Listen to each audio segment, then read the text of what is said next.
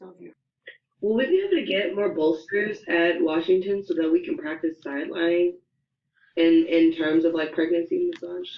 Well, We've only gotten to do it once. I don't know. yeah, no, I hear you. I did order half bolsters for Washington, which should free up the 12 full bolsters you have. Does that make sense? Yeah. And then I think you'd have enough bolsters because I think a lot of people don't even like the full bolsters, and you could use a couple Yeah, of they're those, right? super huge. Yeah. So yes, that was mentioning it. Anyway, I have half bolsters on order, which I think strangely enough, will take care of your problem too. Sounds good. Thank Cool. you. Thank you, ma'am. I'm glad you want to practice. Sideline's good to practice even for non-pregnancy reasons. There's lots of people that cannot lay on their stomach. Some people can't lay on their stomach or back. Yeah. It happens all the time for all sorts of reasons. Some people just aren't comfortable laying on their stomach. All right. Let's share this slide presentation. So cute, you guys got to meet my fiance.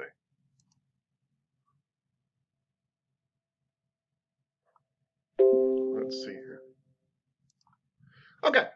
Special populations, massage for pregnant women, infants, children, adolescents, tactile athletes, tactical athletes, elderly people, impairments, all that good stuff. So special populations is referred to as groups of individuals who are vulnerable or at risk for harm. So these are people that would fall under what category of contraindication? There's actually a category of contraindication that would take care of all of these people at once. I doubt this is in your book. Anybody? It's not a local contraindication, and it's not a general contraindication. Local would mean don't touch this area. General would mean don't touch them at all. There's another term we don't use very often. Miss Everson, please. Is it public? No, never heard that one actually, but it's fine. Thank you. But no. Miss Carrillo. I don't know the name, but does it have something to do with their, I guess, emotions or something psychological? Well, sure, it could. But we have a whole group of contraindications where we essentially say proceed with caution. Miss Rader, I think she knows. I don't think so. Was it specific? No. But Miss Abelos. I was going to say specific, but I also kept thinking of local. Yeah, kind of what. Yeah, and by the way, some of these people will have local contraindications. There's no doubt about it. But there's a contraindication that means proceed with caution. Miss DeBose? Did we already? Oh, I was going to ask if you could reword your question again. Thank you, Miss DeBose. Yeah, she's like, could you be a better teacher? I'll do my best. No, she's right. It's very confusing. Forget this for a second. We actually have 3 words to refer to different types of contraindication. We have one that's called local contraindication, which means don't touch that spot, do the rest of the body, right? Local contraindication. General or absolute, both those are the same. General or absolute means in general, don't do the body at all. Absolutely don't do it, period. Somebody's on fire, it's an absolute contraindication, right? Somebody's got a broken toe, it's a local contraindication for that toe. There is another type of contraindication that means do the massage in general, but proceed with caution. And it's Is it the medical? no, but I love that. It's called a relative contraindication. We don't use it very often, sorry, but we really did discuss it in the book. It was there. So relative contraindications mean that you take something into consideration. Pregnancy would be a relative contraindication. It's not so much, don't get me wrong, there are some local contraindications in pregnancy, kind of, like the abdomen kind of thing, but really it's more of a relative concern about how we approach the entire massage. And that would be true with the elderly and everybody, right? And this is one of my problems with special populations, by the way, is everybody should be a relative contraindication. And I think this is what Ms. Abelos was mouthing yesterday, because we are psychically connected too. Everybody is a special population is what I'm pretty sure you were saying. Huh? I knew it. Yeah, That is the whole point. And that's actually why I'm not spending a lot of time on this chapter. I'm going to talk to you about pregnancy massage because you'll come in contact with that. And that's pretty darn important. But honestly, when it comes to elderly people, for example, I don't necessarily treat them any different than younger people. I don't look at how old you are. I look at how frail you are. And you can be frail. Ms. Hendrickson, I don't think you're frail in general, but because of your accident, there was a period of time that you were frail, right? Yeah. It was not the time for deep tissue and bouncing around and things like that. She's young. She's half my age, right? She's young, but for that period of time, she was frail. So frailty doesn't necessarily have anything to do with age. So I don't kind of like that. Like somebody's like, well, they're 65. Okay. You know, I know people are 65 are in great shape, and I know people that are 35 that are just about ready to keel over. So frailty is, so I have a little bit of a problem with special populations. I think everybody is a special population. Everybody has relative contraindications that we need to pay attention to. Something about them that we should always be being judicious about. Some people you would do extremely deep tissue on, other people you wouldn't, all these types of things. So, there are all sorts of categories of vulnerability. I honestly don't think you need to memorize these. I do think you'll have one of these that's possibly underlined here on a test, but I don't think they're important for your career to know the different categories. But the point is people can be vulnerable for different reasons, for physical reasons, for psychological reasons, and for social reasons, right? So, you know, you are a little bit more vulnerable if you're terminally ill or if you're receiving chemotherapy, right? That's a physical thing. Psychological might be that you have a mental illness or something like that, and social might be that you're in a abusive situation or something. All these are vulnerable populations for one reason or another, and you don't have to go around categorize them. I think you guys would all recognize when somebody's vulnerable. That comes from just emotional social intelligence, which this class has lots of. And the whole point of this type of stuff is to modify your current massage techniques to adapt to this individual. And we will talk about pregnancy massage quite a bit here in just a minute. And we will go into detail about that because it's something you really want to look at. But once again, please, and I know this is a man saying this, but pregnancy is not a disease. If somebody is having a healthy pregnancy, it's just a woman having a healthy pregnancy, and we take it into account. She is beating her heart for 2 at that time. She does have extra fluid in her body. She is carrying around extra weight. She is growing a child, but she's healthy. Like, it's not a huge concern. We want to take some courtesies with her to make sure that we don't cause her any harm. We want to make sure that she and her child are comfortable, but it's not as big a deal as people make it, assuming that it's a healthy pregnancy, right? And we'll come back to that. In fact, we'll come back to all of this.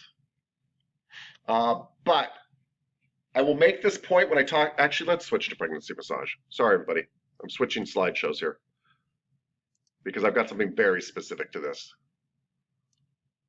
that I made. So bear with me 1 second. It'll take just a quick second. Okay. Here we go. All right. I am switching to a slideshow that we actually do a continuing ed class on, just on pregnancy massage.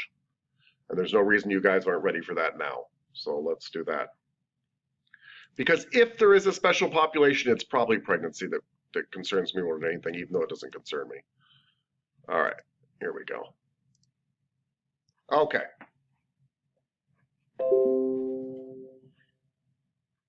Okay, so here you can see about pregnancy massage. People call it all sorts of different things, by the way. Maternity massage, prenatal massage. You'll even see, if somebody's from Australia, sometimes you'll hear them call it antenatal massage, which still means prenatal massage. It's just the way they talk. So there's all sorts of different ways to talk about maternity massage, prenatal massage, pregnancy massage, all that stuff, right? But we are talking about massaging somebody usually who is with child. The reason I say usually is because they usually lump pregnancy massage even in for somebody up to 12 weeks after they've given birth as well. Okay? And by the way, there's a lot of studies to suggest that massage also helps you get pregnant. So if you have clients that are trying, couples that are trying to get pregnant, massage really reduces anxiety and it seems to really help people get pregnant. So it's not a promise you can make, but it's very common that when people's stress levels go down, they're much more likely to get pregnant. And one of my big selling points to men when I used to do massage is massage also relieves lots of anxiety for the pregnant mom. And if the pregnant mom's doing well, everybody in the household's doing well. So it's a really good time to get regular massage. It really, really, really, really is. So let's talk about it. Yay, pregnancy massage. Sorry, this is because it's a, there we go. Let's go into this right away. So I want to kind of talk to you guys today a little bit about some of the research around pregnancy massage and also dispel some of the myths around pregnancy massage and make sure that we do understand contraindications, you know, reasons that we might want to do pregnancy massage. And then, of course, we'll discuss positioning, all that kind of stuff. Some of this you guys already know. Okay. So Dr. Tiffany Field is a name that you should know as a massage therapist. You should also know Per Henrik Ling, right? He's the father of Swedish massage. But from a modern point of view, Dr. Tiffany Field is actually amazing. She has been doing research for, I would guess, 25 years, and she studies touch. She actually, I believe, founded the Touch Research Institute, which is in Florida, and she is the head of that research institute. And here's what's really cool about that. Obviously, it's cool because we're massage therapists. I get that. But it's also cool because there's not a lot of study done on touch. Why? Because there's not a lot of money in it. So if you're a pharmaceutical company and you research a pill, you can then reproduce that pill and make millions, billions. But if I find out that Miss Abalos's hands are healing, I can't make any money off that, right? And so they don't research human touch. And Dr. Tiffany Field does. She does all sorts of research, and so she's got really good, solid research on pregnancy massage and about the benefits of massage. And so we don't have to just guess. Where a lot of stuff in this class, we know it works because somebody goes, well, my insomnia is getting better. My sciatica's gone, right? We know that happens, but we can't say 1 out of 20 people receive benefit from this or 1 out, because we don't have research grants and we're not doing bona fide research. We just kind of know our client's experience on the table. We know it helps and we know it doesn't hurt. So anyway, but her research has shown that regular massage given during the pregnancy actually reduces the pain experience during labor significantly, and this part blew me away, reduces the time of labor. Now, I've never given birth, I've only witnessed it, but if you could chop 3 hours off that experience from what I've seen, that would be a good thing. So that is an amazing thing that somebody that is just touched, they just touched them, all of a sudden they experience much, much shorter labor and much, much lower pain. And so she's done lots of research around this area. I'm just giving you the highlights. Also, lots of reduced cortisol, which is kind of how we measure stress and anxiety in the body and such. So very cool stuff. So the research suggests stress reduction, increased circulation for mother and baby, increased oxygen intake, which is extremely important when you're breathing for 2. Production of healthy hormones that seem to really help the pregnancy, reduction of muscle and joint pain, reducing swelling, increased blood flow, and an increased sense of well-being, as well as, like I said, the shortened labor and reduced pain. And by the way, they're able to show this when they say subjective and objective evidence. That means that they were able to kind of survey people and say, did you feel better? And they say yes, and they actually benchmark that by how they felt before. And that is actually very powerful research if you do it with enough people. But they were able to also measure, like, oh, delivery really took on average 3 hours less. So even if you don't believe what that person's telling you or you think it's all in their head, they're actually seeing this like, oh, person requested less pain medication when we look at 200 people and things like that. So it's quite impressive research. Yes, Miss Hendrickson. Are they comparing the length of labor to a previous pregnancy of the same person, or just like in general what the average is? So two things. I have read all this research, but it was about 5 years ago, and you can look it up too. Dr. Tiffany Fields. So that's the cool thing. You don't have to take my word for it. But no, they're not comparing it to a previous thing. What I recall is they are comparing it to like labor averages when they do lots and lots of people because people's labor, you don't want to compare it to their previous one because they tend to go shorter on their second one every time. Oh, I see. Right. So you would think you'd be a great test subject if you had 2 kids, but that's not usually the way it works. Usually each kid you have faster and faster. No, they're looking at like on average people that are in this. If you took 100 people and you don't touch them, and you take 100 people and you give them regular massage, you do touch the other ones. You don't change anything, but you get the other ones 100 regular massage. How do things work out? And in the delivery room, and how do they report back to you on surveys and things like that? And if 100 average 3 hours less and these 100 average 3 hours more, you're like, oh, that's a really strong statistical thing to say this is happening. Yeah. And that's how they do it essentially. Yeah. Okay.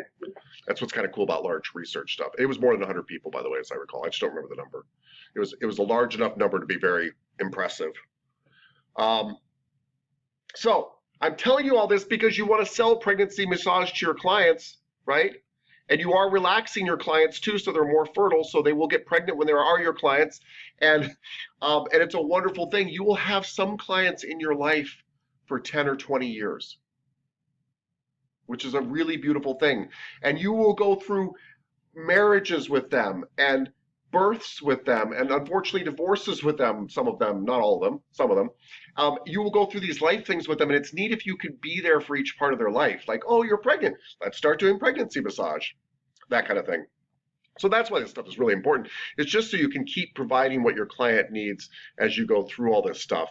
It's also a great way to get new clients, right? A lot of people will try maternity massage for the first time while they're pregnant because their husband will buy them like an 8 or 9 massage package for the 8 or 9 months they're pregnant. That's a very easy sell. By the way, I know this is a little bit sneaky, but husbands are terribly guilty at this time, and it's a great time to hit them up for packages like that because they're like, my wife's not comfortable. It's partially my fault, and so what can I do? And you're like, you could buy her a package of massage. And you could get her one a month if you're a cheapskate, or you could get her one every week if you really love her. Right. Okay. I wouldn't say that, but I have kind of worked it a little bit that way before, You got to pay the bills, man. Yeah. Okay. Here are some of the myths about massage. This one is huge. You will hear it at other schools. You will hear it from other massage therapists. When I call it a myth, all the research suggests that there is absolutely no evidence to suggest that massage can cause miscarriage.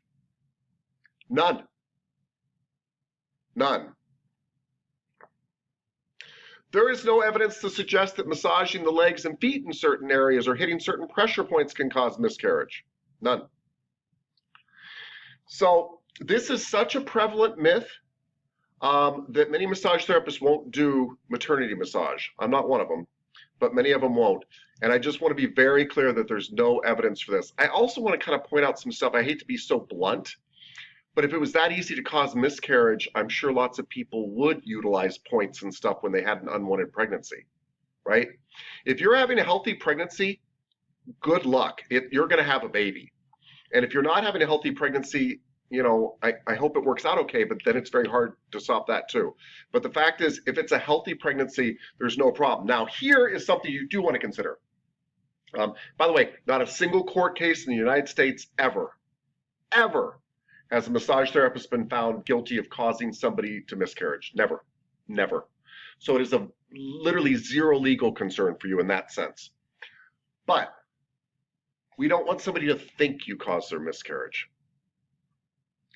And lots of people have spontaneous miscarriages. I'm sure, I don't want to trigger anybody, but I'm sure that there are people in this class, I guarantee it, who've experienced this, because that's just the way the human body works and Mother Nature works and God works and things like that. It's very, very true.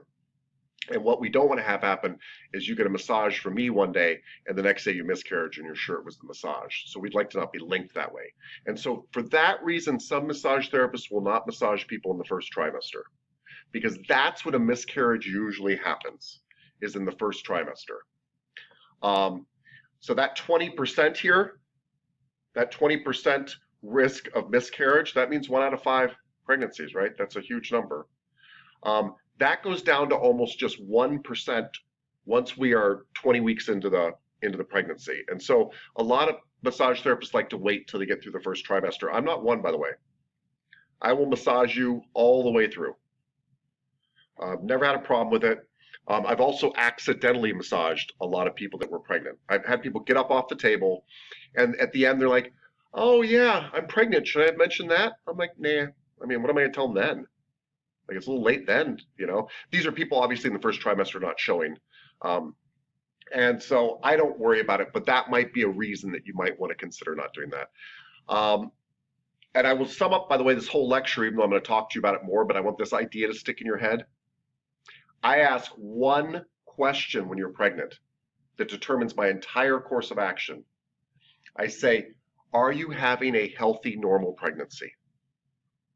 If the answer is yes, honestly, in the back of my head, I'm like, game on, let's go. Deep tissue, whatever you want, I don't care, right? I'm still going to take consideration with this person. I'm exaggerating a little bit here, but I'm like, that's fine.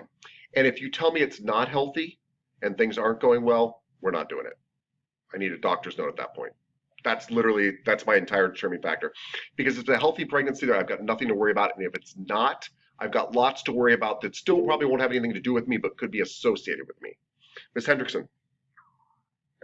I remember the deep vein thrombosis is something that's like more common in pregnancy. So are you supposed to always avoid deep pressure on the legs if someone's pregnant? Is that the rule for that? You should always do a test for it, and I'm actually going to talk about that here in a minute. Deep vein thrombosis is something that a thrombocyte is a blood clot. It's a scab inside your vein. And deep vein thrombosis is more common in people that are very overweight and people that are pregnant, because the weight of their pelvis here kind of cuts off blood circulation coming back up from their legs. And so it's more likely they get some pooling and blood clots down there. And the fear is if you massage that deeply, you could break loose the blood clots, and it could go up and actually get into their lungs and actually cause them to suffocate, really. Pulmonary embolism. It could be really serious. It could kill them. And so we do test for it in pregnancy massage. I'm going to talk about that.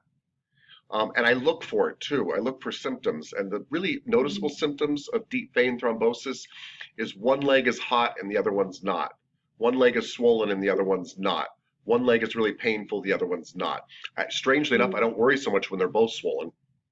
Right? That's pregnancy. But when one seems very different than the other, that is a huge concern, and I would stop the massage at that point on a pregnant person, to be very honest with you. Because I'm worried about that. And again, you don't want to freak them out. Right. What I would say is, Ms. Hendrickson, this is a little unusual. It can be a sign of something called deep vein thrombosis, and you should go get it checked out before we continue this massage. And it's a completely painless procedure. You go to like urgent care, and they will do an ultrasound on your leg. And they can see it right away if they've got it, and they can take care of it. And I don't want to freak you out, but it could be this concern. And it's I care enough about you. It's always about I care enough about you and your unborn baby that this is worth getting checked out before we proceed. Yeah. So that is medicine to break it up if they do. And they put them in the hospital and kind of monitor them too, because the problem is the medicine that breaks it up also makes you bleed very easily, and they just want to be careful about all that kind of stuff. So that would be one thing I'd look for. That's a concern. That's something I'm thinking about even in a healthy pregnancy, right? But is that usually, is it probably most common in the third trimester, because it is more common as more and more weight comes on. Yes. Right. But I still massage people's legs. I'm not going to probably really do deep work on somebody's legs anyway when they're pregnant. They've just got swelling and aching and things like that. So I would say it's not by the way, the general rule of thumb for pregnancy, not just massage everybody, but like exercise and everything, is you don't do stuff that the person didn't do before they were pregnant, right? If the person exercised before they were pregnant, they keep exercising while they're pregnant. If they never exercised before, it's not a good time to start a running routine, right? Right. And we did kind of the same thing with massage. It's okay they didn't get massage before, but I'm not going to start doing deep tissue on somebody who's never had massage before and now they're pregnant, right? Right. I'm firm with them. I'm not light, but it's just not the time that I need to be cutting into your inner thigh with my elbow. Like I rarely do that on anybody anyway. That kind of thing. Yeah. Miss Carrillo, please. So I know one of the symptoms is, a swollen leg, and this is probably because I'm very inexperienced, but how can you tell, because pregnancy women do get their legs swollen, is there a significant change when it's deep vein thrombosis to notice the difference of how that swells up? No. By the way, the swelling looks the same. So that won't tell you alone. It's uneven swelling you're looking for. So it's when the left leg looks different than the right leg looks different than the left. Usually, when women are pregnant, both legs swell fairly evenly. This would be more likely that one leg's kind of hot and more swollen than the other. One leg is more sensitive when we do what's called a Homan's test, which I'll talk about here in a minute. Yeah,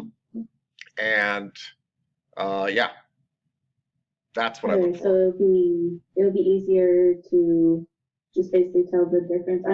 I obviously don't know what it looks like. That's why. But ma'am, I don't know what it looks like. Meaning it just looks like a swollen leg. But if you see one leg and you're like, that leg looks bigger than the other one, and you can notice it with your naked eye, and it's warm to the touch too, and it's sensitive, that alone actually would worry me right there. But then it's sensitive to a Homan's test, which I'll show you guys in just a second. Dara, I might need you back in here so I can use you to demonstrate something. Anyway, then I would end the massage. So it's not a different type of swelling. It's just swelling, but it's uneven swelling. Don't worry, you're going to see lots of women with both legs swollen. Yeah, lots. I'm going to show you guys a Homan's test. Thank you. I need your leg. Yeah, hold on one second. Let me see if I've got it up here on here too, guys. We'll come back. I want to show you a Homan's test. Let's see if we've got it.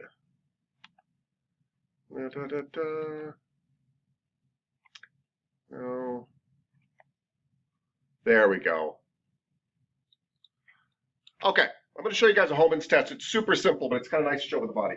You just lay down face up with your head here and your feet down here. All right, let me make sure you can see me. All right. Okay. Oh, let me stop sharing. Sorry, guys. Let's stop sharing so you get enough of a screen here. Okay. All right. We have our client here. Just a second. I'm going to raise her up so we can see her. I think we're going to. Bear with me. I don't test for a lot of things in massage, but this is a good one to test for. And this would be true of overweight clients too, if you thought that there was something like that they had uneven swelling in their legs. If you're seeing uneven swelling in the legs, this is something to look for. Just raise her up so she gets in the camera angle. Now, what? No, you're fine. Now, as far as I know, Dara's not pregnant, but you never know. You never know, right? Okay, good. So she's laying down here, her head's at the end of the table, she's on her back, she's supine on her spine, here's a foot. Homan's test works when the leg is straight, not bent at the knee. Leg is straight, right? So she has a fully extended knee. And then all we do is dorsiflex her. Dorsiflex is pulling back the toes. And I do it about this forcefully. Does that hurt? No. She's funny what she just said. I did this fairly forcefully. I go, does that hurt? And she goes, no, feels good. So that's a really good sign. And if somebody does say it hurts, it's more like, well, you know, they're like, oh, it's just a little bit of muscle ache. Everybody's calves are tight. That's fine.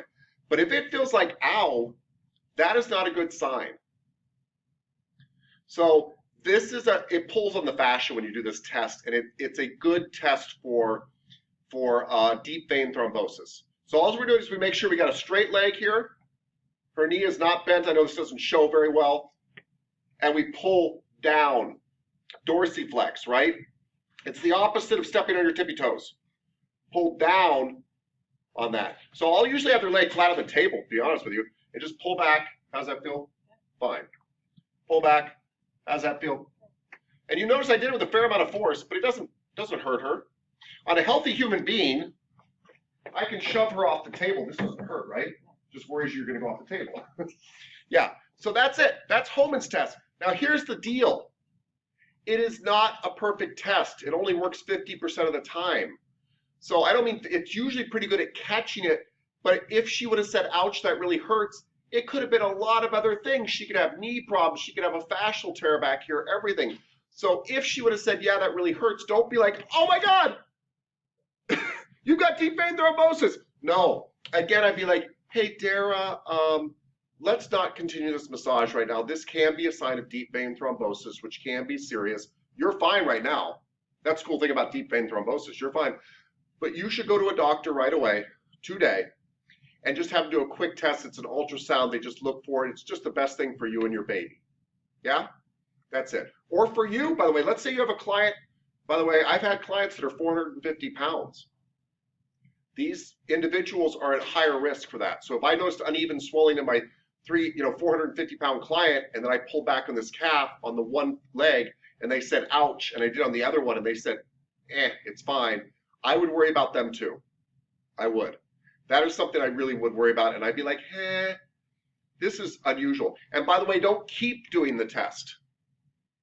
Why do you not keep doing the test? Because this test is also what doctors use to release the deep vein thrombosis.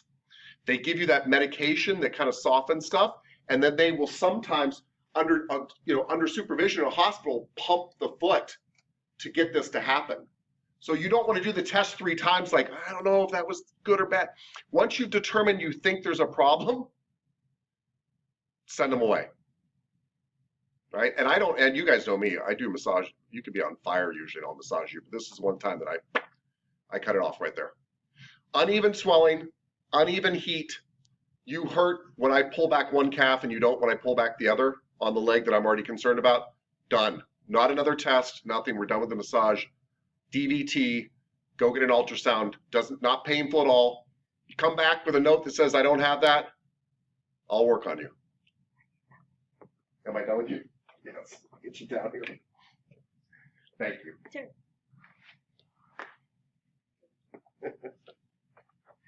All right. Okay. So, and that is actually the most important things of this lecture so far are when a client comes to me and says, I'm pregnant, I'm here for my pregnancy massage. How's your pregnancy going? It's going fantastic. Doctor says it's great. Good. We're in there. We're in there. I won't do that Homan's test probably on you if your legs look fine even. But if something looks funny, then I'll do that Homan's test. And that's it. If I notice there's a problem with the Homan's test, I don't massage you. If you tell me you're having problems with your pregnancy, I don't massage you. Now, I have an exception to that. I had a client who I went through 3 pregnancies with. Anyway, on her 3rd one, she came to me. I said, how's the pregnancy going? I'd already worked with her a couple times during this pregnancy, but I said, how's pregnancy going? She goes, not good. And I was like, oh. She goes, but the doctor said it doesn't matter what I do right now. Now, I had a long-lasting relationship with her. I didn't even ask for a doctor's note at that point. I trusted her. But what she was clearly telling me is, yes, they are concerned about the child, but they're not concerned about me getting a massage. She said, if anything, the doctor said it might help. That's a doctor's release to me. You guys probably should get that in writing. I'm a little bit fly by my seat of my pants here, but the point is, I will work on somebody with a doctor's release if it's not going well, but the doctor said maybe massage would help kind of relax me or whatever. That's fine too. I'm just telling you, if the pregnancy is not going well and you don't have a doctor's release, don't massage them. If their legs are unevenly swollen and that Homan's test comes back where their leg is straight, you pull their foot back and they go, ow, don't massage them. Cool? Cool. All right. Oh, and this is a good place to take a break. It's 9:24. We're at a good spot. It's a process. process. Okay. All you lovely people.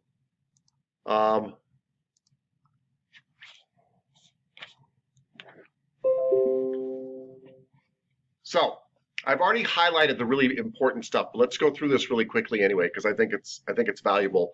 And I respect all your positions on this. I'm not just saying that, but it's good to kind of an overview of it. So back to myths. Part of the reason we think that massage might have been something that people worried about caused miscarriages because of the high percentage of miscarriages, especially in the first trimester. It is true, by the way, that I become less and less careful with my massage the closer you get to your birth date. So my client that I mentioned to you that I went through 3 pregnancies with, I mean, she got regular massage all the time too, so that was something I took into consideration. But she'd be like past due sometimes and coming to see me, and we didn't worry at all about what we're doing because, I mean, I just took into consideration her size and comfort and things like that. But you know, it doesn't matter what we stimulate at that point. She wants to go into labor, all that good stuff. But again, no correlation between the two.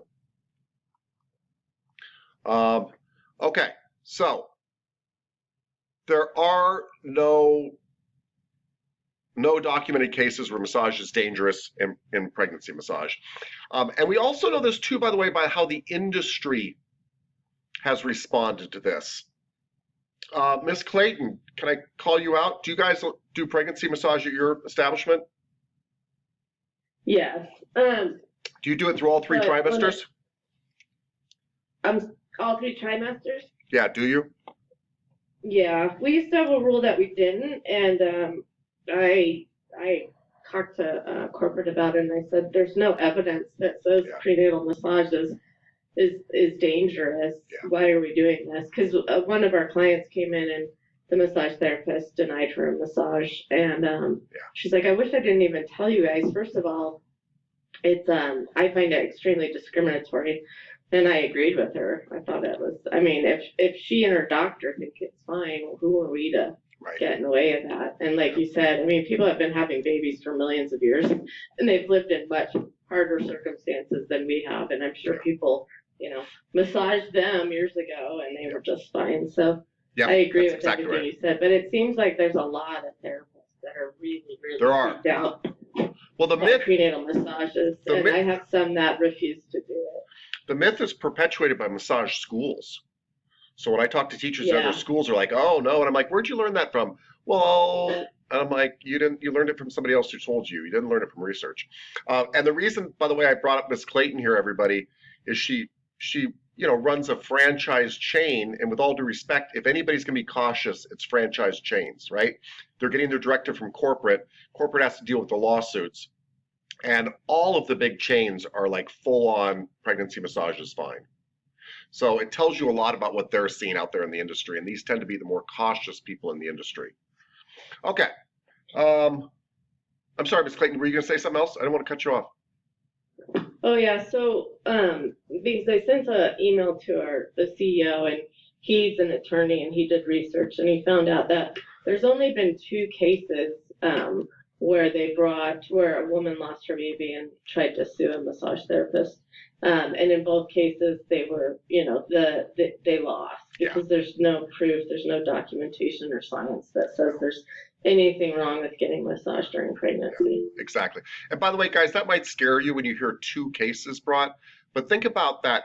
In the United States today, Massage Envy, I'm sorry, I just know this stat, Massage Envy, just that one chain, will perform today 50,000 massages. Massage Envy. I haven't mentioned Elements, and I haven't mentioned Hand and Stone yet. So in the United States today, we expect that probably 250,000 massages will be done today. And in the lifetime of measuring court cases, there's been 2, and both of them lost. I guarantee you there is hundreds and thousands of cases for pregnancy miscarriages based on other things. So it's very safe when you look at it that way from a legal standpoint. Miss Everson, please. I gave my first prenatal massage up at clinic, actually, the Hug Clinic. Yeah. Yeah, she was incredibly grateful to get a massage because I guess she's had 5 kids now, Yes. and pregnant with her 6th, and she's been turned down for massage before because she was pregnant, and Yep. she had no problems with any of the any of the children before, so she was really good with kids. Her body was just really good with children. Sure. Of course. And no complications, so she was very grateful for a massage, and if anything, she just had me put pressure on her sacrum, Sure. and she got a lot of relief from just that, and she was incredibly grateful, and so it was nice to not have to turn her down. Yeah. She was 30 weeks. Yeah. Again, everybody, we're all responsible for your own choices. Feel free to turn down a pregnant client for whatever reason you feel. But Ms. Everson, you're right. They're extremely grateful. I had a pregnant woman request a male for her massage because in the spa industry, you get to see what if they requested you or if they request a male or female. And it's unusual for pregnant women to request a male. They might be okay with one, but to request one. And I asked her, actually, I said, well, why did you request a male? I'm used to being requested, by the way, because people think they're going to get more deep tissue from a male or something like that. I get that. Just bigger person, right? I don't know if it's true, by the way, but I understand that. But anyway, I said, why did you request a male? She goes, I figure a man got me into this discomfort and a man can get me out of it. I thought it was the funniest thing ever. And she saw me several times through that pregnancy. So kind of cute. Miss Savarino. I also had a pregnant lady. She was a student who went to Gateway or whatever, but she was only in the first trimester. So I don't know. Can you lay her on her stomach? Because I didn't. Because like Mr. Jabara, like I was like, dude, that kind of freaked me out low key. I was like, oh my god, like. Sure. But so like then I talked to my sister because she does the ultrasound. She's like, yeah, you could lay her on her stomach or anything. It's like, at what point in time do you not? Like whenever they're showing, yes, you're not. Yes, it literally is a physical thing. Like if they're showing, then you don't want them laying on their stomach because it puts pressure against the baby. I'll show you a picture in a second what it does. But that's why we don't do it. If they're not showing, by the way, it's highly likely many of you worked on somebody pregnant during clinic who didn't tell you, because it's kind of what Miss Clayton was sharing with us. A lot of pregnant women know that they're going to get turned down for the massage, so they don't say anything. Or a lot of pregnant women don't consider that to be medical information you need to know. I don't blame them. They're like, yeah, I'm pregnant. Dang, now I feel bad for not massaging her whole back. Oh, don't feel bad. Don't feel bad. You did. Hey, erring on the side of caution, though, is something I do in maternity massage just out of respect, right? Like erring on the side of caution is never a bad idea. Ever a bad idea, especially when we're dealing with a mother and child. So I think you did the perfect thing, Miss Savarino. Perfect. Okay. But if they're not showing and they're comfortable laying on their stomach, they're fine. Yeah. Cool. All right. So moving right along.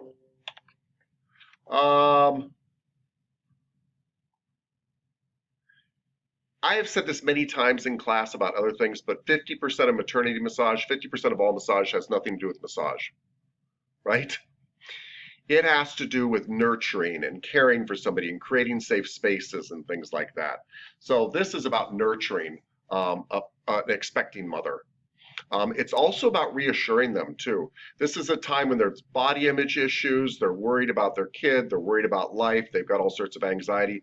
This is a time to create an environment where it's all about them.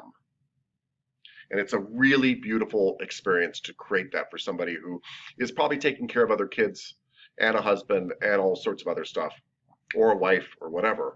So it's really, half of it has nothing to do with massage at all. There are a lot of pressures that you guys should be aware of. If you've never been pregnant before, you may not be as aware of these, and if you're a man, you probably aren't aware of these at all. But there's a lot of pressure put on pregnant women in our society, that this should be the happiest, most wonderful time in their life, and for some it is. For other mothers, it's the most stressful time in their life. And people telling them they should be happy makes them feel like crap about themselves, right? And it's completely normal not to be happy when you're pregnant. So again, I'm telling you all this because this is a great time when they share this stuff with you, because people share in the treatment room, for you to be like, that's perfectly normal. I hear that from lots of my pregnant clients. Of course, it's very stressful. I've got it. You know what I mean? So please, please, please understand that kind of stuff. I just want to just say there's a lot of social pressure on women in general. We've been through this in class before. The American Pregnancy Association. The leaders in America for giving good, healthy pregnancy advice say that a woman can begin massage anytime during pregnancy. That's the American Pregnancy Association. So, some things to consider, like I told you guys all, if it's not a healthy pregnancy, don't work on them unless you have a doctor's release. If they've had a history of miscarriages over like 3 in a row, that might be a concern if they share that with you. But again, that type of person usually tells you that the pregnancy is not going normal and that they have a history, that kind of thing. Massaging the legs and feet and things like that does not cause miscarriage. You do not have to worry about that even in the first trimester. However, I tend to not do deep tissue on the legs at all during pregnancy because deep tissue on the legs is pretty aggressive already. That doesn't mean I don't do deep effleurage, but it's not a time that I need to be using my elbows, if that makes sense. Mr. Ma, please.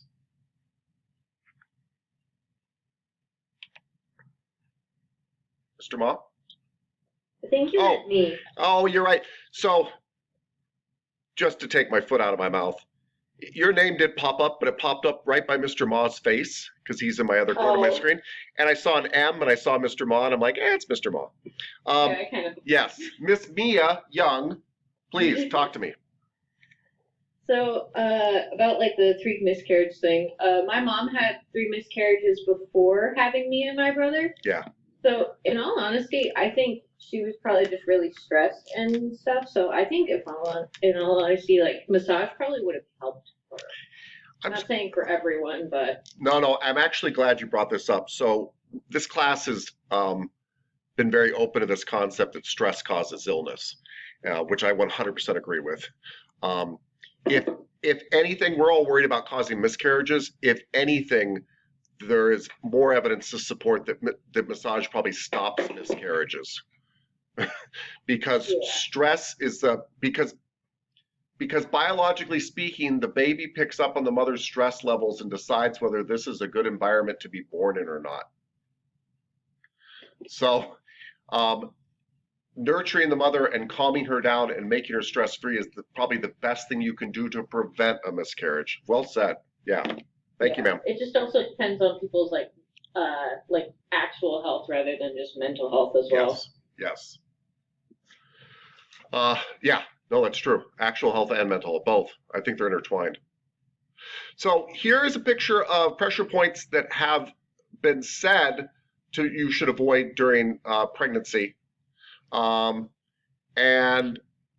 I, again, don't think you have to worry about these, but I'm not going to sit there and work deeply on somebody's ankle when they're pregnant. But I probably wouldn't do that anyway, if that makes sense. And those pressure points you're seeing on the sacrum are directly on the sacrum. Do I rub pregnant women's sacrums? All the time. All the time. Again, there's no evidence to suggest that this actually causes miscarriage. And you would have to be working deeply and with intention on these points. But I want to just throw them out there, not to freak you out. Okay. Let's move on. We're going to move past that. Okay, so we talked about deep vein thrombosis, DVT. DVT is one of the things that massage therapists worry about.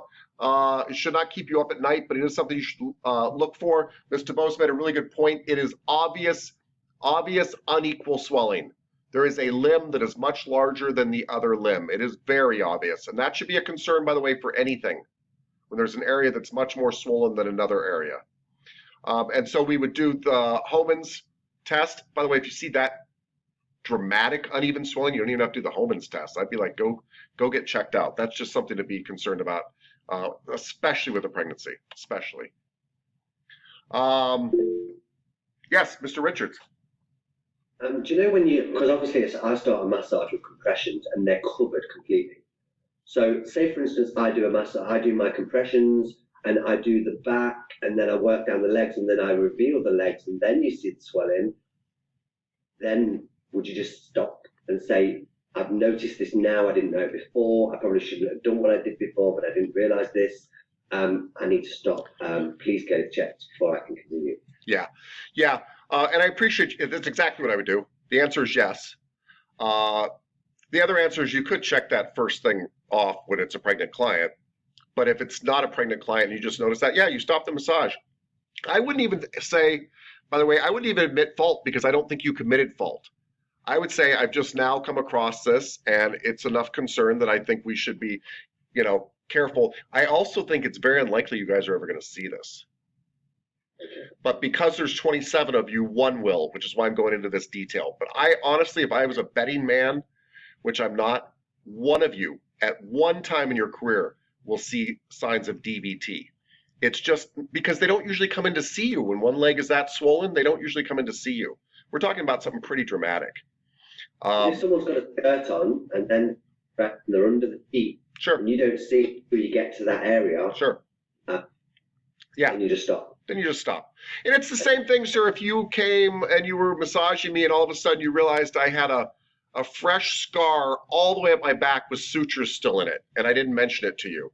You'd be like, oh, and I'd be like, oh yeah, I had spinal surgery 2 days ago. And you'd be like, well, I didn't ask that specifically, but maybe we should not massage you today. And I'd be like, oh yeah, I actually had something kind of like that happen once where the guy's like, well, I had open heart surgery like a week and a half ago. He had this huge scar and sutures there. I didn't even stop the massage, but I definitely changed my whole, process of doing things at that moment. I was just like, oh my God. Anyway, and I did ask him, do you have any major medical conditions? And he didn't mention open heart surgery. So, which to me kind of falls in that category, week and a half ago. I was like, yeah, big, huge thing. Anyway, people are funny. And he lived, right? The good news is, by the way, if they can walk into your treatment room, they can almost always walk out of your treatment room. Again, the biggest problems you're going to have are people slipping on something outside your treatment room. It's never even going to be in your table or rolling off your table. I mean, these are the problems that really happen at spas and things like that. They really do. Assuming you're moving slowly, you're not stretching people without talking to them, things like that. If your client does have difficulty breathing, what happens with a DVT is if it breaks free, it usually goes to the lung, and it's called a pulmonary embolism, and they have a hard time breathing. They are actually suffocating. So if your client has a hard time breathing, call 911, right? But if anybody has a hard time breathing, like really like, call 911, right? I've never experienced that, by the way, and I've done 15,000 massages. So, but call 911. Never hurts to call 911. You don't have to, you guys aren't doctors. You don't have to diagnose. You just have to be like, yeah, you're having a hard time breathing. Your lips are looking a little blue. Time to call 911. Boom. Yeah. We already talked about uneven swelling, chest pain, things like that. Call 911. Okay.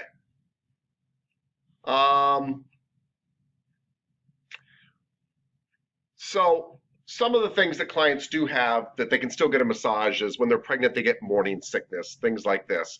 And there are very simple things to do for this. Clients who have morning sickness sometimes don't like lying, even in sideline position. They don't like lying flat, and they need to be inclined. And if you did regular pregnancy massage, you'd have a big wedge that you put in to incline them on the table so they're up a little bit. That helps with things like morning sickness. You'd also keep a trash can around, things like that. Heartburn is kind of the same thing. These are very common.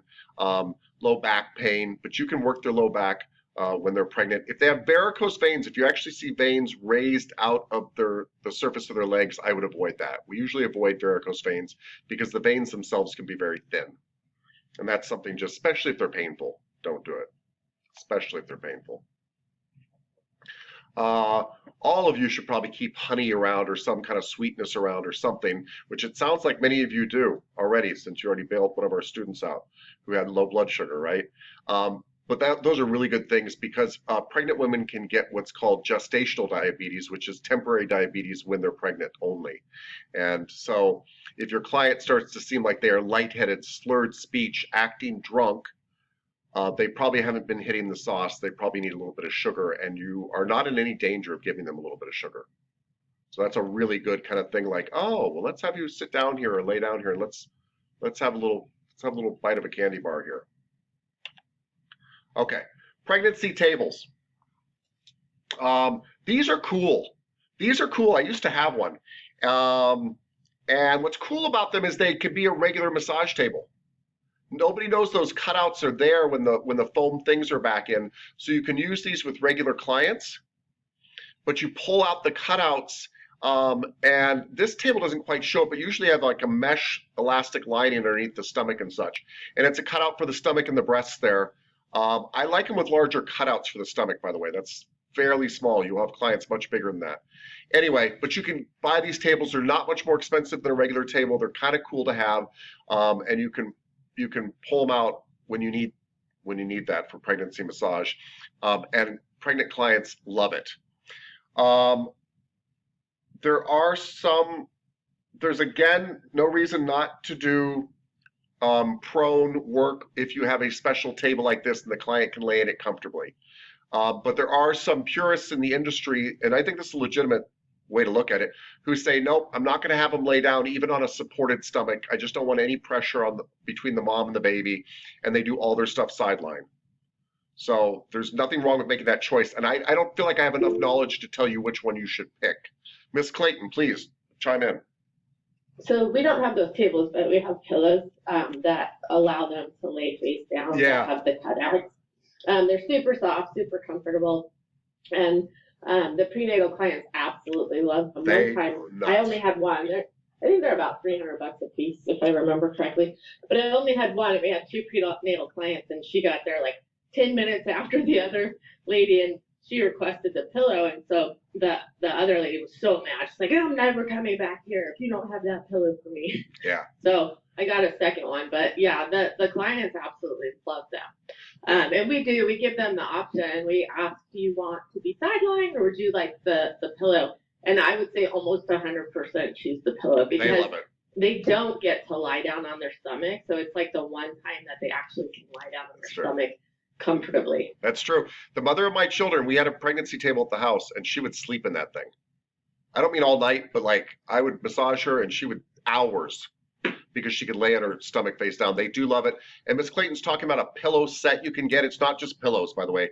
These are these like formed foam things that you can allow somebody, you could lay them on the floor, they would work. It's kind of cool. And you can it makes space for somebody to kind of lay comfortably and get a pregnancy massage. And they're kind of cool because you can pack them around and stuff like that. And these foam sets are useful for other things, by the way. They're useful for somebody if their breast tissue is sore. They're useful for guys with a really big belly that have a hard time laying flat on their stomach but want to lay on their stomach. They're useful for lots of other things. Miss Everson. So when someone's face down on the pillows, you can't really flip them over because it's big, bulky, and like flipping them over with it is ridiculous. So I gave a massage to the girl with the pillow, and the only thing I noticed is that when she stood up, she'd been face down for an hour or 50 minutes. And how do you just navigate that situation? Because everyone, when they're face down for an hour, is kind of like lightheaded and dizzy. Oh, yeah. Well, a couple things is you do want to navigate the situation of flipping them to their side or something at some point, and it's just you just have to get really clever with sheets and pulling pillows out and all that kind of stuff. But the other thing is you're absolutely right. So with pregnant clients, sometimes I will help them sit up, actually wrapped in the sheet, help them sit up on the table, and we sit there for a second with me, like massaging their shoulders from behind. But I'm talking to them, we just want to make sure you're not lightheaded and dizzy and things like that. You buy them time in a sit-up position. Yeah. Okay. Yeah, that's the big thing. I do that with anybody who seems kind of dizzy. I'm like, well, let's help you sit up and let's stand here for a second, because that's actually my bigger concern with everybody. Mr. Richards.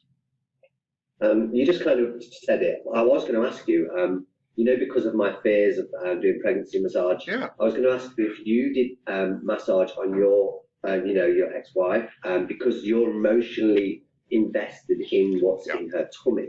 Right. Did that have an effect on you as to a normal lady coming in that you didn't know? Was you more careful because they're your kids inside there? I think in a very weird way, this sounds weird. I think I was probably less cautious because it's my own family and I'm making a decision for my family. Does that make sense? Okay. And I'm actually toning this down just to be on the extra safe side because I'm teaching you guys right now. But I massaged the crap out of my ex-wife. I mean, every day. And we do like elbows in the back and heavy effleurage on the legs because she gets swelling in both legs, not one, both legs. Now, she was used to it. But my point is, we didn't take any precautions. I mean, eventually her belly, we had to put her on the side or put her face down the table, things like that. But I didn't treat her any differently. And I don't mean I was callous. I was really sweet and nice and stuff. But I did like massage on her. And yeah. And that's actually kind of the approach I've taken with any client that was healthy, has already gotten massage from me. It's game on. It really is. But I don't mean disrespect, but pregnant women, I'm very, I do treat them like they're disabled sometimes because it's not, I don't mean it as a bad thing. No. It's just my emotional side. I'm Sure. like, do you want a seat? No, I'm fine standing up. Are you sure? I'm very, It's very sweet, sir. I'm assuming you do what nice men do, which is that's a mommy. And we nice men respect our mommies. Like, that's how I feel. I'm like, that's how I feel when I see an older lady. I'm like, that's a mommy. Yes, and that's a beautiful thing. But they would prefer not to be treated like they're disabled. And I've had many pregnant women come to me and say, I come to you because nobody else will rub me hard. And I'm aching. And they know I will, I'm like, yeah, I'm not afraid. And they're like, I had this lady I'll never forget. She said, I went to this other gal and she put baby powder on to kind of on her hands and it was all sweet and stuff. And she's like, it was so sweet. And she had this kind of nursery kind of thing. She's like, but I want somebody to rub me. She's like, my butt hurts and my back hurts. And she's like, I know you will. I'm like, yeah, I will. Get on there. Let's go. So anyway, you're very sweet though. It's good. I definitely don't want us to be callous ever. Yeah. By the way, though, Mr. Richards, again, they come in and say the pregnancy is not going well. I'm a very different person. I'm like, then we're not doing a massage today. I think because if it was me and I had a wife, she was pregnant and she wanted a massage, I'd be like, that's my baby in there. I don't want to, I wouldn't want to do it to a normal individual in the community, but I wouldn't want to do it to that one even more. If you get what I mean? Well, you have a double dilemma, though. I don't want to go too far down this rabbit hole, but just think about this. So you've got your pregnant wife, right? You don't want to hurt your baby, but she's been walking around holding her back for weeks. Her legs are lightly swollen on both sides. Her feet hurt. You did this. IOU. You did this. I'll have a list of IOUs. When you're done, then I'll do it. You did this to her, and her body aches, and you have the ability to remove her aches. True, now, you could just give her drugs, I guess, but that's going to hurt your baby. Yeah. You could make her wait 9 months. That's going to hurt your baby. Her stress levels hurt your baby, everything. Or you could rub her. I get it. So you're kind of in a double dilemma there, right? And that's the dilemma Miss Clayton was talking about, too. People don't want to be sent away, but they want their child protected. And I think we can do both. Yeah. Cool. Yeah. Good. Okay. Pregnancy tables, though. Something to think about. And something to think about, because you still have a regular table, and they make them portable. This is kind of the pillow system that Miss Clayton's talking about. I don't know which one she has there, but it's kind of the pillow system. Mr. Craven, please. Yeah. Do you know if you have to buy like a whole new table, or can you just like take off the initial like big pillow off of like the screws or something and kind of like replace it that way? Oh, or could you just get like a little jigsaw and go and then yeah. Mr. Craven.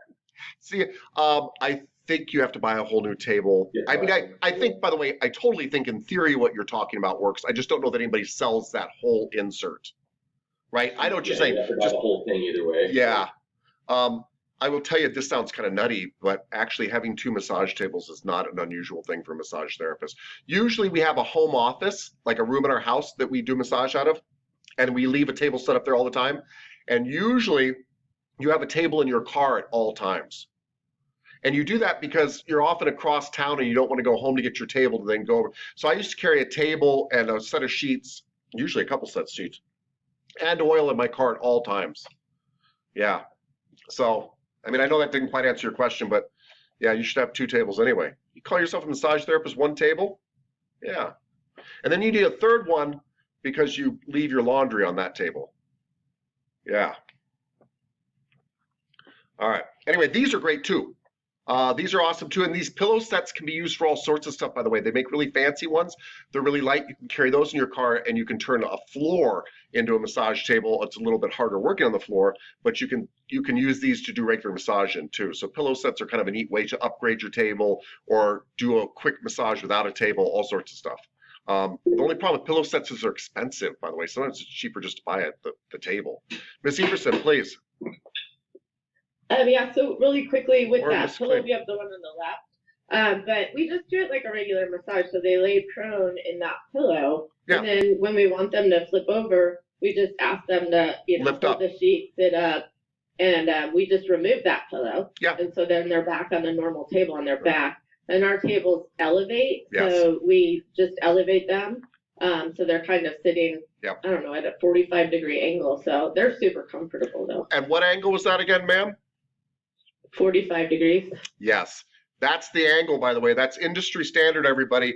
If a pregnant woman is supine on her spine, she needs to be reclining at 45 degrees.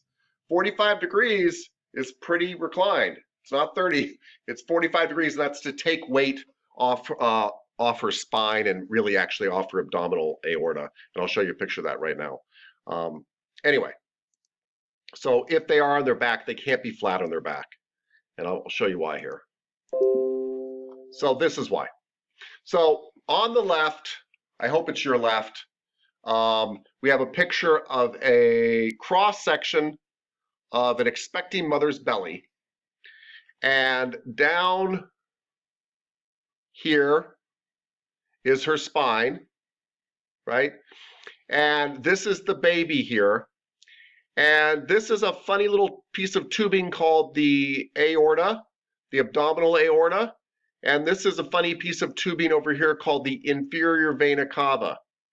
Now, the abdominal aorta is essentially the artery from your heart that carries all the blood to your lower body.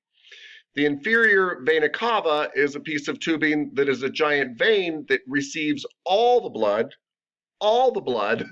from your lower body, both to get it back to the heart and the aorta, obviously, to take it away from the heart. And the concern is that the baby, if you're laying on your back, the weight of the baby compresses this against your spine. And that cuts off blood both going out and coming back to the heart for the mom and the baby. Now, I think this is even a bigger concern if the mom is laying on her stomach. I'm not talking about a special table with cutouts or the position, but this is why we wouldn't have a mom laying on her stomach, because then you got the weight of the mom pressing on the baby, pressing this stuff against. So this is why even if we just roll them a little bit to their side, we change that whole dynamic. Just not even getting them all the way to their side, just having them roll partially to their side, all of a sudden relieves the pressure to the abdominal aorta and the inferior vena cava, and now mommy and baby are getting the blood they need. Yeah, and blood is life. That is why we don't do that. And that's why if they are laying on their back, we either have to roll them partially to their side or all the way to their side, or recline them 45 degrees to get the weight off the aorta and the inferior vena cava. Yes, Miss Everson, please. Does it matter which side you put the pillow, whether that be right or left? No, not really. I know that wasn't, but not really. Some people argue a little bit more, but no, it doesn't matter. Just get them rolled over onto a side. And by the way, I mean, most people do sideline massage. We have them lay on their left side half the massage and their right side half the massage. Instead of working top to bottom, front to back, we work right to left or left to right. Yeah. But anyway, that's why, everybody. That's the whole reason behind laying down. Everybody's like, oh, it puts pressure on the baby. Kind of, but that's not really the issue. It's really about the baby and the mom compressing together these major arteries and veins that they need for blood flow. That's what it's all about. The baby is actually fairly protected inside the placenta there with an internal pressure of water and such. So it's pretty safe either way. Anyway, that's the whole point. That's why we do sideline or special pillows so that there's no pressure on there, all that kind of stuff.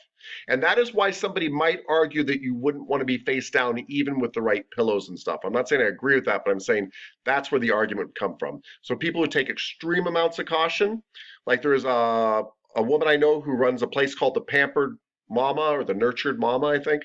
All they do is maternity massage there. That's all they do. Their entire business is that. And she hires our students sometimes, by the way. Anyway, they do all their stuff sideline. That's her big belief. And if you go to her for a regular massage and you're not pregnant, she does it sideline. They do everything sideline. She's very big into that. Okay, and this is just showing you if the mom's laying face down on her stomach and there's pressure on that stomach, what can happen. Same problem. Okay. All right. So yes, Mr. Craven, please. When I was looking at the picture, are you only supposed to do 45-degree angle when they're sidelining? Because it looked like the spine was here and then it was angled like this, but if they were... No, sorry, 45 degrees is the rule if they're on their back. I know that picture showed 45 degrees there, but no, they can go all the way to their side. But like, regardless of like which way they're laying, if they're laying with their face up, not in the pillow, they need to be at 45-degree angle. Yes, sir. If they're laying face up, they need to be at 45 degrees because they got the weight of the baby on top of them. And that's crushing the thing. So you either need to recline them at 45 degrees or roll them over to their side. I know the picture showed only rolled over like 45 degrees, but roll them over to their side. So they're either have a fancy pillow support system, or they're rolled over to one side or the other, or they're reclining at 45 degrees if they're face up. Got it. All right. Thank you. And by the way, even all of that said, and please do follow those rules, everybody, even that said, in a healthy pregnancy, probably it'd still be okay. You know, these bodies are amazing, but we definitely want to take precaution and not cut off major arteries and veins and make life harder on the mom and the fetus. Okay. The other belief about sideline that some people like too is it puts less strain on some of the ligaments inside the body that hold on to the uterus and things like that. Okay, that is it. We don't have to go through anything else yet. I do want you guys to think about this, however. Remember, we've been talking about pelvic tilt a lot. So, pregnant mothers naturally develop an anteriorly tilted pelvis. That's what the pelvis on the right is showing you. That is an anterior tilt of the pelvis. It looks like a pregnant woman or Mr. Tapscott. So, I shouldn't say it while you're eating. Sorry, Mr. Griffin. Anyway, he's going to choke. What happened to the curves of the back when you have an anterior tilt? They in general exaggerate. So she's got a bigger lumbar curve, a bigger thoracic curve, and this photo is showing her head thrown forward. That's not usually what happens. She usually gets an exaggerated curve of her cervical spine too. Yes, Miss Rader, exactly like that. So Miss Rader just did her head back.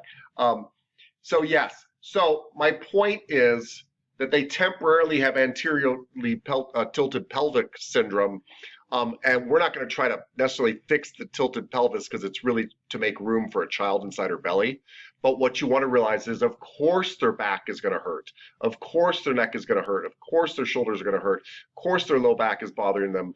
Of course, their hamstrings are stressed by trying to hold that pelvic tilt there down the back of their legs, all that kind of stuff. So they're going to have a lot of the problems that your normal clients have who have anteriorly tilted pelvises. Feel free to work on them. But we're not trying to cure them. So if I come to you with anterior tilt, you might be like, well, we should do an iliopsoas stretch and we got to get your pelvis back like this. I'm not trying to fix a pregnant woman. Pregnant women, you are doing palliative care. I am trying to make her feel better for a few days. That's it. You really are, in pregnancy massage, rubbing aches and pains.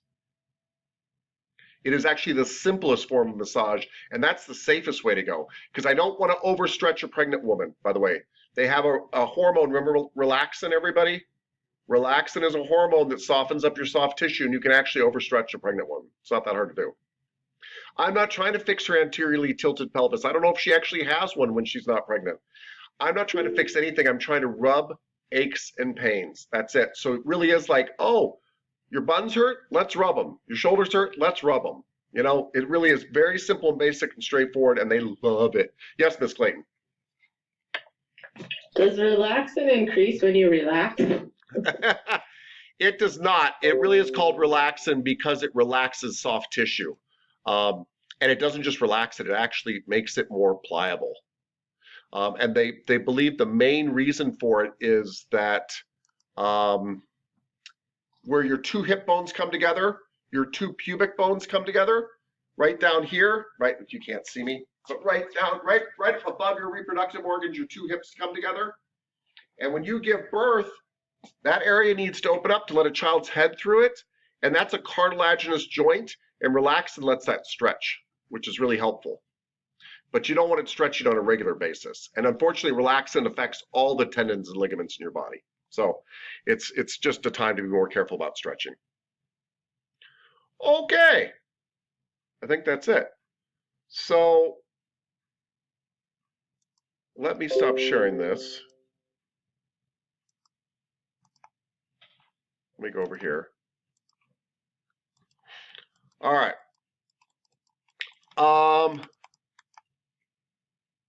Let me get rid of this slideshow. We've got another one up here. There we go. Cool. Okay, so what's the number one question that we ask when we have a pregnant, if you're going to work on a pregnant client, it's completely okay to say, I don't feel comfortable with that. But if you were going to work on a pregnant client, Miss DeBose, what would you ask them first? I feel like I'm in Disneyland already. Is that Mickey Mouse? Miss DeBose, try again. One more time. And she's gone. Miss Carrillo. It's the Smurf. It's turned into a Smurf. Smurf. Miss Carrillo. Are you having a healthy pregnancy? Yes. Are you having a healthy pregnancy? And Miss DeBose, I think I can hear you now. But yes, everybody, that's the number one question. Are you having a healthy pregnancy? Is everything going normally? Yes. By the way, almost always the answer is yes, because pregnant mothers are really concerned about their baby, right? They're not like, I'm feeling bad. I think I'll go get a massage. I'm worried about my baby. No, they go to the doctor. So, I mean, I actually have only, I think on 2 occasions heard somebody tell me it's not. And one of those occasions, somebody was like, but my doctor knows and it's okay to get massage. Like, we're, you know, whatever. Ms. DeBose, is that what you were trying to say and you couldn't get through it, or do you have another question or something?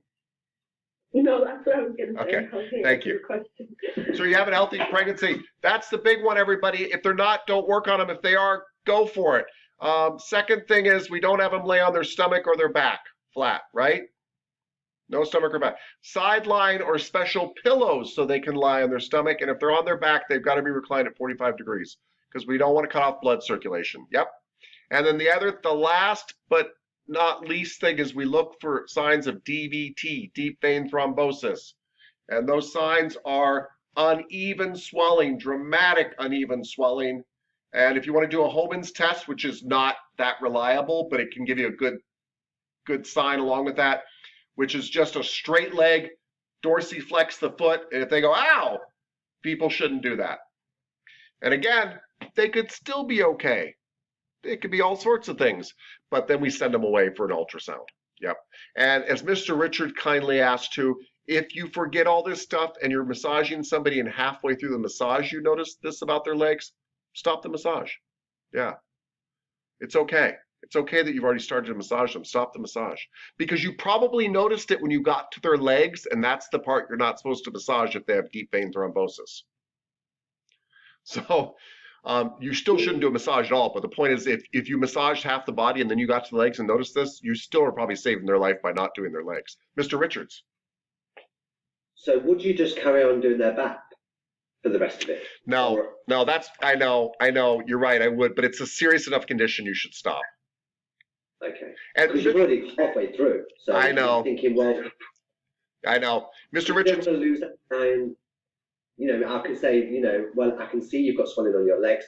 I'm going to avoid that area altogether until you get them checked out, but I will still do your neck, or I will still do your shoulders because you're really, really tight. You know, something like that. Yes. So, by the way, I mean, the reason I'm rubbing my face here is you're talking like I would talk. Uh, that's the kind of thinking I would do. But even I would still probably stop the massage. It's enough concern with a pregnant person. It's a life-threatening thing, even if you don't rub it, that they need to kind of go and take care of it right away. I do it. They're really emotional already, and I know. they'll think, you know, they've got some kind of disability, and you know, you're not going to touch me now, and you've done all this, and yeah. But so remember, maybe finish, and then. But wait a minute, this is an interesting flip-flop for you because you went from I'm very, very concerned to I might fudge this point. But I'm not thinking about a pregnant person. I'm thinking about somebody who's got deep vein thrombosis without being pregnant. I'm just thinking of, keeping that client happy, but still not causing any more problems. Yeah. This is such an unusual situation that you'd be lucky if you saw it 1 out of 10,000 clients. And so if you really think it's DVT, I would stop the massage. And what I would say is, hey, Mr. Richards, I didn't notice this until now, but you've got very uneven swelling in your legs. Is something going on? Well, no, and I kind of maybe do the Homan's test at that point, and then you'd be like, oh, that really hurts. I'd be like, I'm kind of concerned you might have something called deep vein thrombosis. I'm not a doctor. It's definitely not something you should panic about, but it's something you should get checked out today. And I'll tell you what, I've got to end your massage, but of course I'm not going to charge you for it. I love you. And when it's all checked out, we'll reschedule at your convenience. Okay. And because this is a once in a lifetime thing, if it happens to you, I'm not kidding you. Once in a lifetime this might happen to you, I'll give them the massage for free. Yeah. And I like your thinking, by the way, sir. I am always thinking, how can I still massage you? Don't get me wrong. And I think you'd get away with it. I think they would live.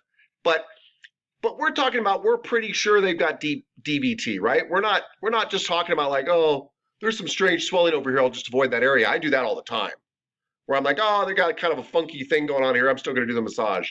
Yeah, this is a little bit different. You're implying that we are pretty sure that could be going on. Then stop. Yeah. Thank you.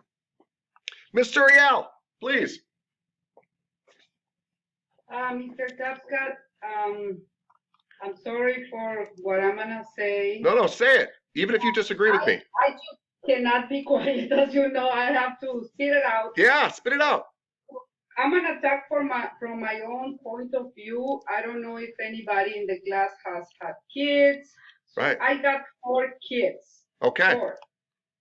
And I feel that the way sometimes pregnant women are treated is like if we will be like a special, I don't know, it's just crazy.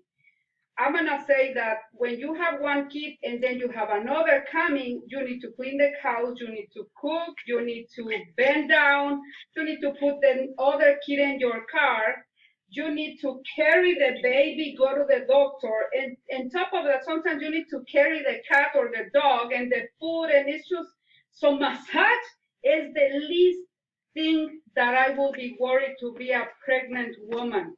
Yeah. It's nothing. When I was pregnant with my 4th child, his head was just in my pelvis. That was the way he wanted to be, and they had to do a C-section. So both of my legs were swelling a lot. I was just crying. So you have a lot of problems. You have emotional problems. You feel ugly. You're concerned because you want that baby to come healthy, and then you don't know when you go to the hospital, how the baby's gonna come. So it's just a lot of things. And on top of that, not having someone that at least touch you and give you that warm massage I just feel that it's too much of a concern. Yes, I understand all my 4 pregnancies were healthy, my kids, everything went fine. There are extreme cases. Sure. And I'm going to say something that I don't want to say, but I have to. Say it. Also, when it's just for you to see how we give too much importance of the massage. The doctor recommends you that you can keep having sexual intercourse with your husband. I've known couples that they have had it the last day before the wife goes to the hospital. So that's movement and it's a bunch of things. So really being worried for somebody to rub you when you're going through that, come on. Pregnant women need massage. I encourage to give them. And the last thing I'm gonna say, my sister-in-law gave me one massage in a very fancy place, and that was the best gift have ever everybody give me in my entire life. In your entire life. I feel somebody understood. When I got out of there, I'm like, okay, I'm a woman. I feel secure. I'm fine. Everything is gonna be fine. And that's the last thing I'm gonna say. Don't decide for us. We have to say, I want the massage or I don't want it. Oh, wait, you mean you get to make decisions about your body, not a man? Well, if I thought go that's and the how it guy worked in starts this telling country. me, or the massage therapist, well, you have to do A, B, C, and this, and it's like, okay, can you just please at least do this to me because that's all I need? Yeah. If I do this, it's because I need it. Yeah. Not, Thank you. for example, I hear that there is a lot of problems with the way you lay down.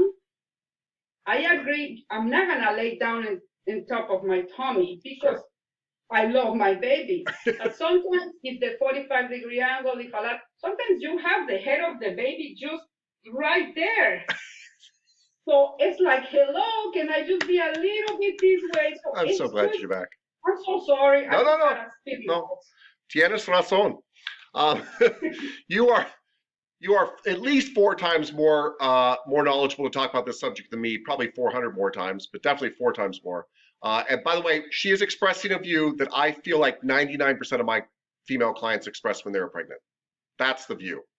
The view is like, I'm already taking care of my husband, mowing the lawn, going to a job full time. And if you think hugging me or rubbing my sacrum is all of a sudden going to cause a baby to fly out of there, I wish it would. I've had women like, I wish you could put me into labor.